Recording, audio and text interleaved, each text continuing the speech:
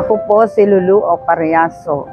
26 years na pong member ng Confraternity for Our Lady of Lourdes dito sa Loreta, Sampaloc.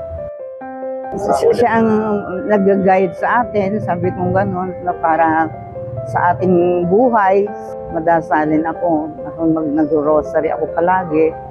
At ako'y naghihikayat ng mga nagro-rosary. At saka pagdalaw sa mga may sakit, yun ang inaano namin. Pumupunta kami sa mga ospital, dumadalaw kami doon. Parang may ginhawa sa talagang masaya ka.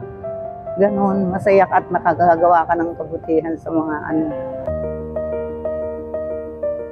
Itong ika-4 na simbahang ito ay atin pong ginugunita ang ika-4 na araw ng aparisyon ng Mahal na Birhen ng Lourdes, ang pagdadala ng kandila ni Saint Bernadette sa groto ng Mahal na Birhen ng Lourdes. Tanda na ang liwanag na ito ay walang iba kung hindi si Jesus. Masaya ako.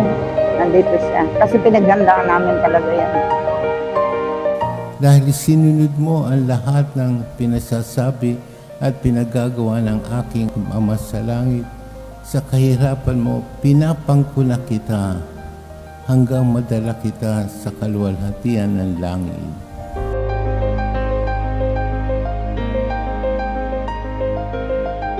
Remain in me. Manatili sa akin. Manatili tayo kay Jesus. Manatili tayo upang tayo magkaroon ng buhay at magkaroon ng bunga. Si Jesus ang ating life source, ha? Tandaan natin. Siya ang ating buhay. Sana, Mama Mary, tulungan mo ako sa problema ko.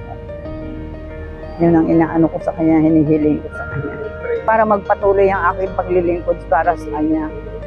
Para marami rin akong matulungan, mahikayat ng mga tao para magdasal. Sa gawain ng Mahal na Birhen ng Lourdes, ang kanyang ginagawa ay pananatili kay Kristo.